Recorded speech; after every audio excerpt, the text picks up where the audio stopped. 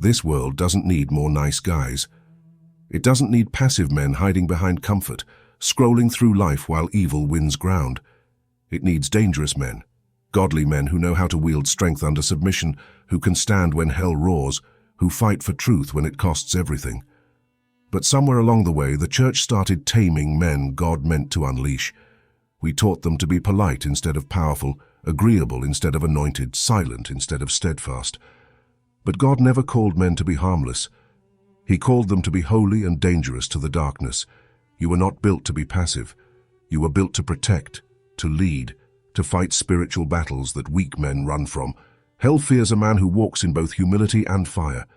And if you feel God stirring something violent and holy inside you, it's because He's calling you back to the battlefield. The kind of man God uses is not the one who looks impressive, but the one who's been broken and remade by obedience. The world says, be strong, but God says, be surrendered. The difference? One builds ego, the other builds authority. Moses was dangerous because he feared God more than Pharaoh. David was dangerous because he ran toward what everyone else ran from. Jesus, the Lamb and the Lion, was the most dangerous man who ever lived, because he faced death itself and didn't flinch. God isn't looking for macho men who puff their chests. He's looking for men who kneel before Him so they can stand before giants. Dangerous doesn't mean violent. It means unyielding. So let God forge you. The gym doesn't build spiritual muscle. The fire does. Every trial, every failure, every test, it's training. He's not punishing you. He's preparing you to carry something heavy. Because true strength isn't shown in what you lift. It's shown in what you don't drop when everyone else quits. The devil doesn't fear talent. He fears purity. He fears the man who has no price tag, no secret sin, and no backup plan. A holy man is unpredictable to hell because his loyalty is already decided. That's why Satan attacks your identity, your purity, your confidence. Because he knows if he can't weaken your body, he'll try to corrupt your soul. He'll whisper, you're not enough. You're failing. You'll never overcome, hoping you'll trade purpose for pleasure, power for comfort, calling for compromise. But dangerous men don't negotiate with darkness. They take authority over it. They protect what's holy. They lead their families in prayer, not just presence. They starve sin, not just survive it. If you want to be dangerous, start there. Cut off the things that are cutting into your soul. Walk in integrity when no one's watching. A holy man walking in obedience is more feared in hell than 1,000 lukewarm preachers with microphones.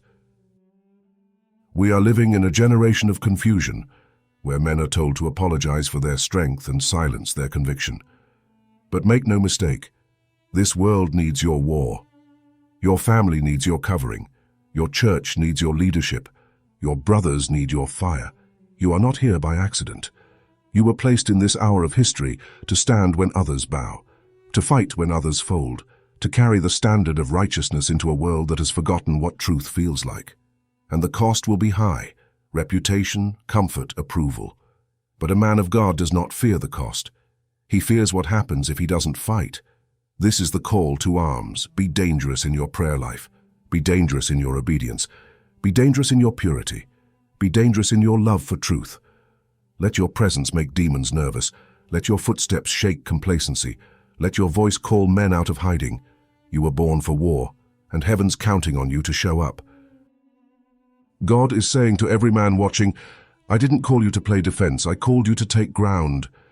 It's time to stop apologizing for being a man of conviction. The world can mock it, but heaven rewards it. The same Spirit that raised Christ from the dead is living in you, and He didn't come to make you comfortable. He came to make you dangerous. So stand up, pick up your sword, guard your heart, protect your home, lead with love but fight with fire. The time for passive faith is over.